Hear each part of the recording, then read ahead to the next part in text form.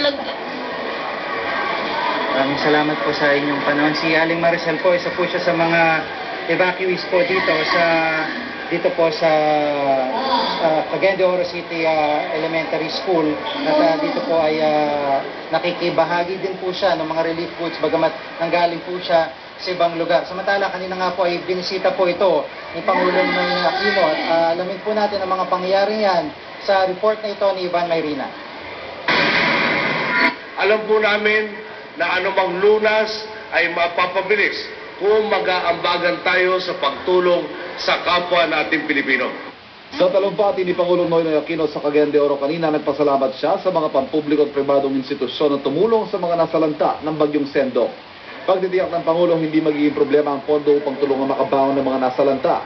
Milyon-milyong piso na raw ang nailaan para sa pagsasakay sa mga kalsada at water supply ng Cagayan de Oro. 1,000 housing units din ang handang ibigay para sa mga nawala ng tirahan. Makakaasa kayo sa tulong ng pamahalaan sa pagkukumpuni ng inyong mga tahanan. Ngunit tumaasa naman, kaming hindi na tayo babalik sa mga lugar na may banta o yung kasiguraduhan ng panganib. Nagdeklara na ang Pangulo ng State of National Calamity kanina. Sa pamagitan nito, mas malaking pondo magagamit upang matulungan ang mga nasalanta.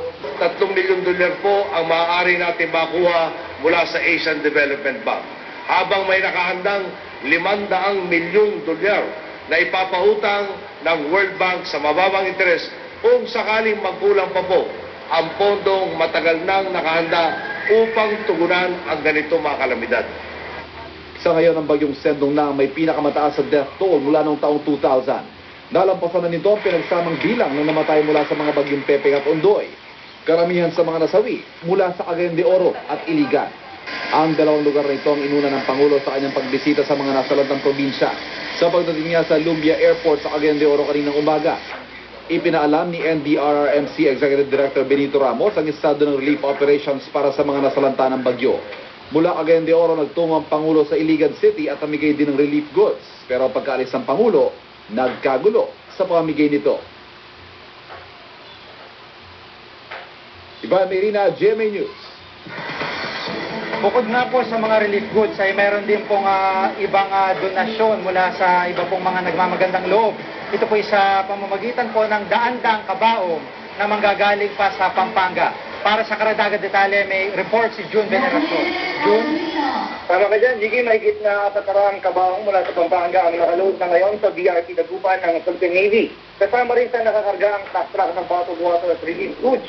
Ngayong hapon na ito ay nakatakdang umalit ang landing craft sa papuntang Iligan City. Pagkatapos ay pupunta ito ng Cagayan de Oro City kung saan ipamimigay ang mga donasyon kabaong, bottled water at relief goods.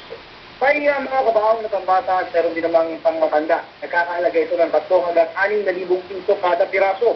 Sa dami nga ng donasyon, kinonvert ang tulugan at kainan sa barko bilang cargo space para matiyak na maayos na may tatransport ang mga ito. 2.5 araw na maglalayag ang barko bago makarating sa kanilang destinasyon. Sa dami ng mga nasawi sa mga lugar na sinalanta ng bagyong Sendong, tapos na ngayon ang supply ng kabaong kaya malaking tulong ang donasyon ng mga gumagawa ng kabaong mula sa Pampanga. Ang biyahe na ito ay isang special trip sa utos na rin ng liderato ng AFP para magdala ng ayuda sa mga biktima ng bagyong Sendong sa ilang lugar sa Mindanao.